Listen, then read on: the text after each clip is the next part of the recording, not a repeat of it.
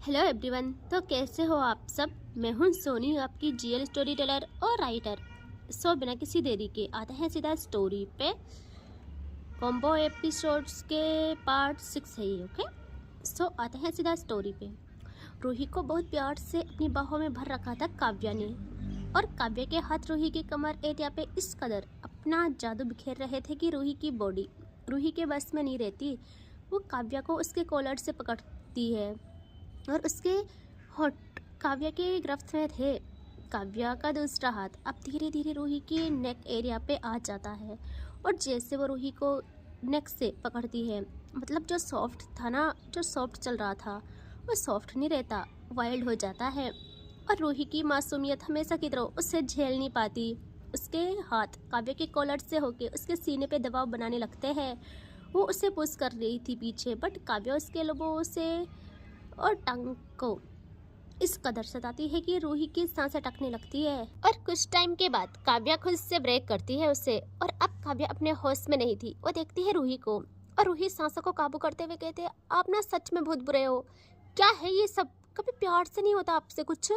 यहाँ काव्या देखती है रूही को और कहती है, जान प्लीज प्लीज नहीं रोको ना, बस बस एक बारी।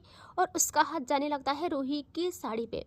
तभी रूही एकदम अपना हाथ काव्या के सीने से हटा के एक हाथ उसके उस हाथ को रोकती है, उस पर रखती है जो नीचे जा रहा था, और घूरते हुए कहती है, सोचना भी मत। आपको क्या लगता है मैं बेवकूफ़ हूँ। काव्या कहती, नहीं जान, आप तो सबसे बेस्ट हो, सबसे दिमागदार, बट इस वक्त प्लीज़ रहम करो मुझ पे। देखो देखो ना, मैं अपने होश में नहीं हूँ, प्लीज़ समझो। रूही कहती है, बिल्कुल भी नहीं, मुझे सब पता है हर बारी का क्या हो गया है।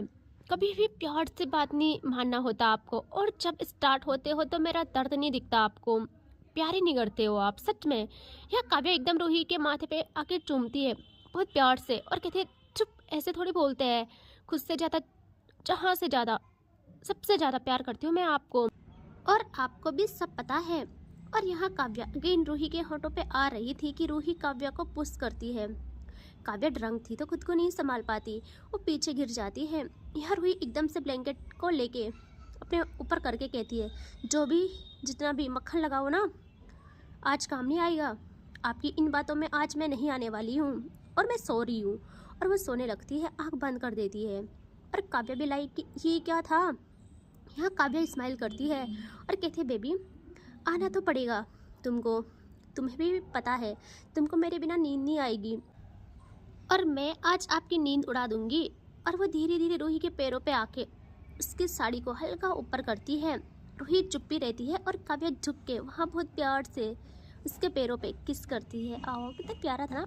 रूही को ना कंपन पैदा हो जाती है, बट वो फिर भी आंखें नहीं खोलती, और काव्या अब ना उसके पैरों से उसे चूमते हुए धीरे धीरे ऊपर आने लगती है। और अब आती है उसकी कमर पे। हाय, जैसे वो उसकी कमर को देखती है ना, जो आग अभी 50% थी वो मीटर तोड़ देती है, और काव्या की आंखें आधी खुली आधी बंद हो जाती है। उसके कांपते हाथ रूही की कमर पे इतनी रफली जाते हैं कि रूही की आंखें एकदम खुल जाती है। यहाँ रूही गुस्से में घूरती है काव्या को और कहती है, देखा देखा, यही आता है ना आपको। कभी कोई काम प्यार से नहीं होता आपसे, आज तो बिल्कुल भी नहीं होगा, और ना मैं होने दूंगी, बिल्कुल भी नहीं। हटो यहाँ से, चुपचाप सो जाओ। काव्या समझ गई थी। वो एकदम रूही की कमर से हाथ हटा लेती है और जल्दी से वहाँ प्यार से किस करती है, और फिर रूही के पास आके कहती है, जान आई एम सॉरी, मैं ज़्यादा ही रफ हो जाती हूँ ना, बट आई प्रॉमिस आज नहीं, आज रफ नहीं, प्लीज़ प्लीज़। रूही कहती है, नहीं। काव्या ना एकदम पप्पी सा फेस बनाती है और कहती है, प्लीज़ ना जान, प्लीज़। यहाँ रूही जैसे काव्या के फेस पे देखती ना, उसे ओ वाली फीलिंग आती है। वो कहती है, क्या है ये, इस चीज़ के लिए कौन ऐसे करता है। यहाँ काव्या कहती है, मेरी जान समझो ना प्लीज़, कंट्रोल नहीं हो रहा है। रूही कहते हैं, हम टेंट में हैं और आप यहाँ। तभी काव्या कहती, कसम से इसीलिए तो टेंट को मैंने इस साइड लगाया है, यहाँ ज़्यादा लोग नहीं आएंगे, और आएंगे ही नहीं बल्कि। और बाबू, ऐसा मौका हमें हमेशा नहीं मिलेगा ना, कल हम घर चले जाएंगे, फिर बताओ ना। देखो, आई प्रॉमिस, जैसा आप बोलोगे वही होगा, बट अभी दे दो, वरना देखो, मुझे सांस नहीं आ रही है। यहाँ रूही कहती है, नौटंकीबाज, क्या है ये सब। और वो स्माइल करती है कि काव्या कहती है, हंसी तो मतलब और रूही उसकी बात समझती। काव्या एकदम ऊपर आ जाती है। यह रूही भी लाई कि क्यों ही हंसी यार, मैं पागल थी। और काव्या एक हाथ बिस्तर में टिका देती है और एक रूही के फेस पे रखती है और कहती है जान अब तो आप नहीं बचोगी सच में। यह रूही आंखें दिखाती है और काव्या दांत दिखाती है और कहती है सॉरी सॉरी, मतलब सॉफ्ट सॉफ्ट, ओके। और वह एकदम रूही की नेक पे आके बहुत बहुत प्यार से किस करती है। रूही के हाथ कुछ टाइम बाद काव्य के बालों में चले जाते हैं क्योंकि उसका लिक करना, उसका रूही को सताना, वो भी इस बारी प्यार से रूही को उससे ही छीन रहा था। काव्य का हाथ धीरे धीरे नेक पे चूमते हुए नीचे आता है और सॉफ्ट सॉफ्ट प्रेस करना करता है स्टार्ट।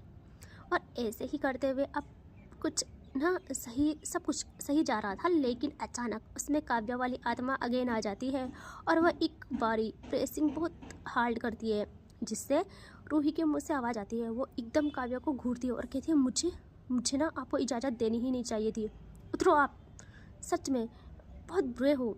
काव्या ना होश आता है, काव्या को होश आता है। वो कहती है sorry my love, sorry, last था ये, अब नहीं होगा, बट बेबी पिलाओ। यहाँ रूही टेढ़ी आंखों से घूरती है काव्या को। काव्या कहती है मतलब रूही कहती है चुप चुप करना, बिल्कुल करना है अगर तो ऐसे ही करो। काव्या कहती है क्या ऐसे ही, कुछ नहीं होता ऐसे, प्लीज़ ना। अच्छा ठीक है, बस बस दिखा दो। वरना रूही कहती है क्या है ये, हाँ टेंट में है हम। काव्या कहती है कोई बात नहीं ना बेबी, प्लीज़ बस दिखा दो। रूही लंबी सांस लेती है और अपने ब्लाउज पे पीछे हाथ ले जाती है और काव्या जल्दी से बस देख रही थी कि लाई कि जल्दी जल्दी करो यार, जल्दी करो। यहाँ रूही घूरती है काव्या को और कहती है, और काव्या कहती है जान क्या हुआ, अब करो ना। रूही कहती है हटोगे यहाँ से थोड़ा। काव्या कहती है ओह अच्छा अच्छा अच्छा, समझ गई मैं, बिल्कुल बिल्कुल। और वो ना थोड़ा रूही से ऊपर उठ जाती है, उसकी टमी पे अभी भी थी वो, लेकिन ऊपर उठ गई थी, प्रेशर हटा दिया था उसने रूही से। रूही खुद को ऊपर उठाती है अब और अपने हाथ पीछे ले जाती है। यह रूही अपनी डोरी को खोलने लगती है और काव्या से सब्र नहीं हो रहा था। वो कहती जान जल्दी जल्दी ना, मैं करूँ, मैं हेल्प करती हूँ। वो अपने हाथ आगे बढ़ाती है। रूही अगेन घूरती है काव्या को और कहती है सोचना भी मत, मैं नहीं करने दूंगी वरना।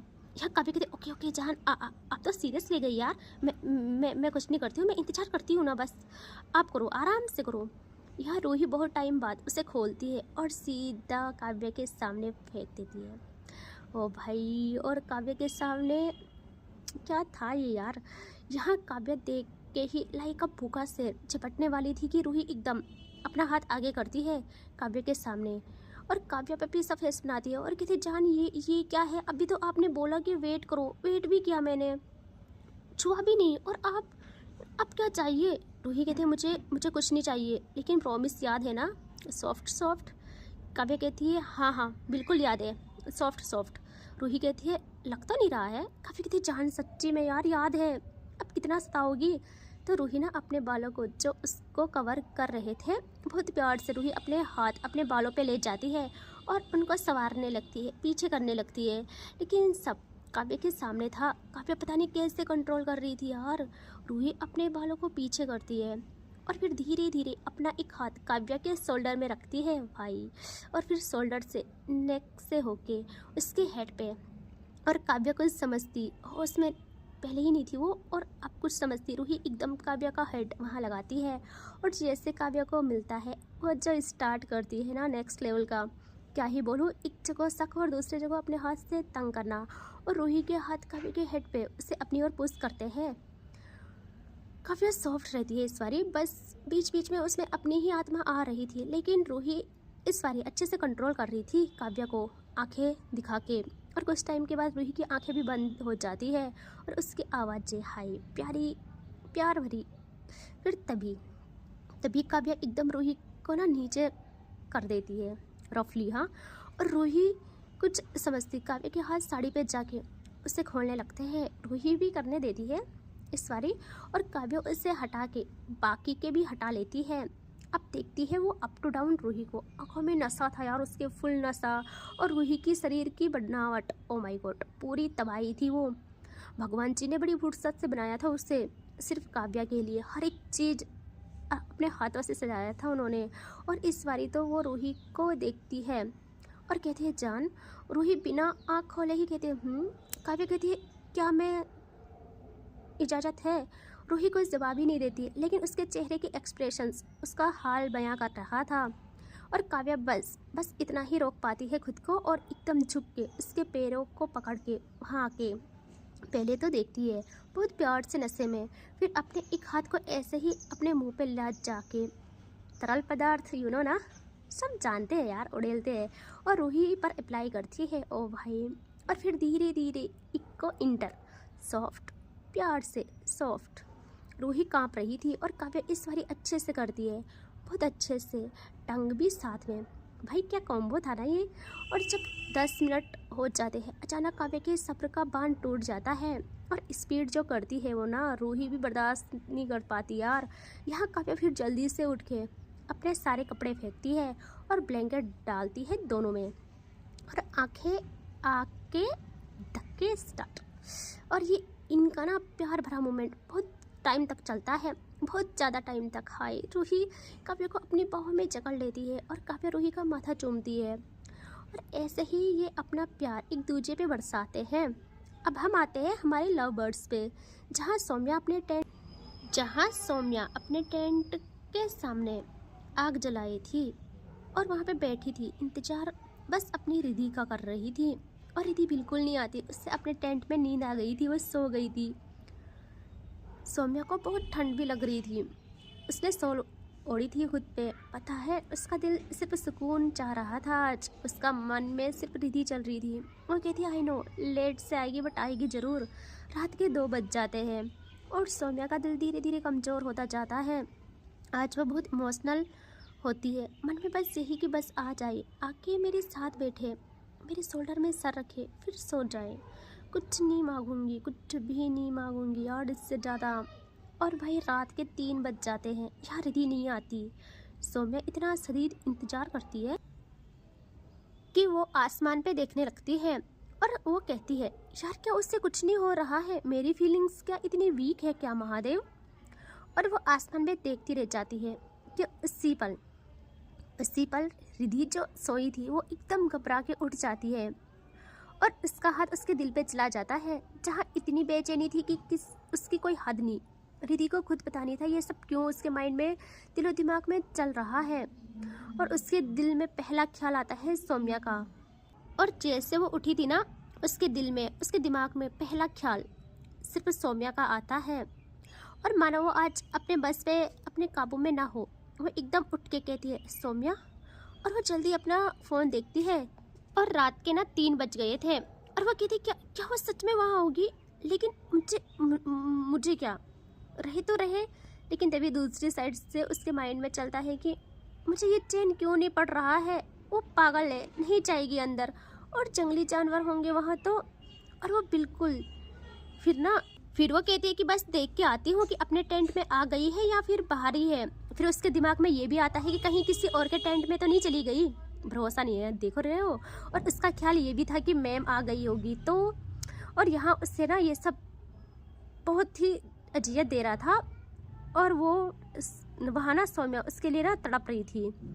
वो बस बेसुध होके जाने लगती है उसके टेंट की ओर। और जैसे जाती ना दूर से देखती है वो सौम्या को जो आग के पास बैठी थी, रिधि का इंतजार कर रही थी। और रिधि बहुत धीरे धीरे उसके पीछे आती है और जैसे आती है ना एक हवा का झोंका सौम्या को होके गुजरता है जिसमें उसके महबूब की महक। हाय, सौम्या की आंखें ना बंद हो जाती है और दिल में एक सुकून उतर जाता है।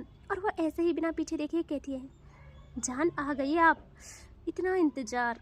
और रिधि शॉक्ड कि इसे कैसे पता चला। यहाँ रिधि बिल्कुल पास आके उसके बगल बैठ जाती है और अब सौम्या देखती है उसे और दोनों का आई कांटेक्ट होता है। और वो कहती है क्या मिलता है इतना तड़पा कर मुझे। रिधि तो बस देखती रहती है और कहती है तुम्हें क्या मिलता है इतना पागलपन करके, क्यों सताते हो मुझे। सौम्या कहती है सताती हूँ मैं आपको, मेरा हाल मेरी आंखों में नज़र नहीं आता आपको, या आप देखना नहीं चाहती हो। रिधि कहती है मैं देखना नहीं चाहती, ऐसा हाल ना बनाओ अपना, कैसे राहत मिलेगी तुम्हें बताओ। तुम्हारा ये चेहरा मुझे कुछ अच्छा नहीं लग रहा है, मतलब ऐसा चेहरा बना रहे हो तो मुझे नहीं भा रहा है ये। खैर छोड़ो ये बताओ कैसे पता चला मैं आई हूँ, तुम्हारी मैम भी तो हो सकती थी। यहाँ सौम्या देखती है रिधि को और कहती है मेरी ज़िंदगी में सिर्फ एक ही नाम है रिधि, समझ रहे हो? और किसी और को इतनी इजाज़त नहीं है जो मेरी सोच तक आ सके। और जानना चाहती हो कैसे पहचान लिया तुमको मैंने और कैसे राहत मिलेगी मुझे? तो सुनो, हद से आगे बढ़ गई है चाहत मेरी, पहचान लेती हूँ कदमों की आहट तेरी। हो इजाज़त तो सुकून जहन में उतारूँ, तेरे होठों पे रखी है राहत मेरी। हाय, यहाँ रिधि की नजरें तो सौम्या से हटती ही नहीं और कहती अपनी ख्वाहिश से पूरा करवाना चाहते हो? सौम्या कहती है मुझे ख्वाहिश, लेकिन इस वक्त सिर्फ सुकून की। कि रिधि ना तभी कहती है मैं क्या करूँ ऐसा? सौम्या कहती है कि आप मेरे कंधे में सर रखो और मेरी चाहत फील करो। रिधि कहती है ये चाहत तुम्हें कहीं का नहीं छोड़ेगी। सौम्या कहती है मंजूर। रिधि कहती है बहुत दर्द देगी। सौम्या कहती है वो भी मंजूर। रिधि कहती है खुद को खो दोगे तुम। सौम्या कहती है खो चुकी हूँ। रिधि कहती है बहुत पछताओगे। सौम्या कहती है वो भी कबूल। रिधि कहती है जीते जी मौत से बदतर भी जिंदगी बन सकती है। सौम्या कहती है मंजूर। और रिधि अब कुछ नहीं कहती, बस सौम्या के शोल्डर में सर रख लेती है। हाय, और सौम्या की आंखें उसी पल बंद हो जाती है। वो बहुत प्यार से ऐसे ही रिधि के हेड पे किस करती है और कहती है जानती हूँ सब, तुम क्वीन हो, तुम्हें हासिल करना इतना आसान नहीं, लेकिन तुम मुझे नहीं जानती हो अभी कि मैं क्या हूँ। रिधि कहती है बहुत जिद्दी हो तुम, अंजाम तुम्हें अभी पता नहीं है। सौम्या कहती है बिक जाए अब हवेली या नीलाम कुछ भी हो, अब सोचना फिजूल है, अंजाम कुछ भी हो। जिद की तो बात है तो सुन लो, मैं खुद को बेच दूं तुम्हें खरीदने के लिए, चाहे दाम कुछ भी हो। रिधि मुझे पता है तुम क्या हो, तुम्हारी हदें क्या है, कुछ भी हद नहीं है तुम में, तुम बेहद हो। लेकिन मुझे ये अच्छे से पता है तुम नहीं चाहो तो तुम्हें छूना तो दूर, कोई तुम पे नज़र तक ना डाल सके। सब तुम्हारा दिल चाहता है, तुम चाहती हो तो करती हो। लेकिन देखो ना, मैंने तुम्हारे दिलो दिमाग पे खुद की मोहर लगा दी है। अब कोई भी सोच तुम तक आने से पहले मुझसे होके गुजरेगी। मेरे पागलपन की सरहद नहीं है कुछ, और अब सिर्फ सौम्या रिधि के नाम की माला जपने लगेगी, समझे? मुझे भी नहीं पता मैं कब कैसे तुम्हारे लिए यूँ पागल बन गई, बस बन गई तो बन गई। यार रिधि एकदम उसके शोल्डर से सर हटा के कहती है तुम समझ नहीं रही हो यार, मैं कहना क्या चाहती हूँ। आई नो तुम सबसे अलग हो, तुम चाहो तो एक ठोकर में कर दो दुनिया को दुनिया से एक तरफ। तुम्हारे चार्म, तुम्हारा सबको यूँ कंट्रोल करना, एक नज़र में सबको खुद को हार देने पे मजबूर करना, ये तुम में अलग बात है। सब समझती हूँ मैं, ऐसा इंसान मैंने कभी नहीं देखा लाइफ में। लेकिन तुम्हें नहीं लगता कि तुमको एकदम किसी के लिए इतना पागल बनना सही नहीं है? कुछ भी हो सकता है, ये भी हो सकता है कि ये सब झूठ हो, ये सब कुछ पलों की घुस्सियाँ हो। यहाँ सौम्या ना एकदम रिधि को उसकी नेक से पकड़ के अपनी ओर करती है रफली, और तगड़ा आई कांटेक्ट करते हुए कहती है मैं पागल बनी नहीं हूँ, आई नो वेरी वेल, मुझे पागल बनाया गया है। और रिधि शॉक्ड, वो बस उसे देखती रहती है। यहाँ सौम्या कहती है तुम्हारे हर एक अदा ने, तुम्हारे हुस्न ने, तुम्हारी बातों ने, तुम्हारे वजूद की खुशबू ने। और रिधि का अगेन सौम्या को एक थप्पड़ जलना होता है भाई, तगड़ा वाला। और सौम्या कहती है और ये तुम्हारे हाथों का मेरे गालों पे सजना, इसने मुझे पागल बनाया है। रिधि कहती है इसका इलाज है, जहर को जहर काटता है। सौम्या कहती है कहाँ से लाऊं इसका कोई बदल, ना जाफरान ना संदल ना ओद में है, मैं बेहिसाब महकती हूँ तुझे छू के, न जाने कौन सी खुशबू तेरे वजूद में है। और वो बस इतना कहती है कि उसी पल दोनों, रिधि भी नहीं समझती क्यों कैसे, बट दोनों के दोनों पागलों की तरह एक दूसरे के लबों पे अपने पागलपन को धर देते हैं। ये पहली बार था कि रिधि ने खुद को सौंपा था सौम्या को। उसके हाथ सौम्या के शर्ट पे जाते हैं और सौम्या ना इसके नेक को जकड़े उसके लबों को सताती है, इस कदर सताती है कि रिधि खुद को खो देती है उसी पल। उसके हाथ एक सौम्या के शर्ट से होके उसके बालों पे आते हैं और दोनों चांदनी रात में खुले आसमान के नीचे आग के पास एक दूसरे पे अपने जुनून को उड़ेल रहे थे। एंड इससे आगे देखेंगे नेक्स्ट पार्ट में, ठीक है? Take care, bye bye.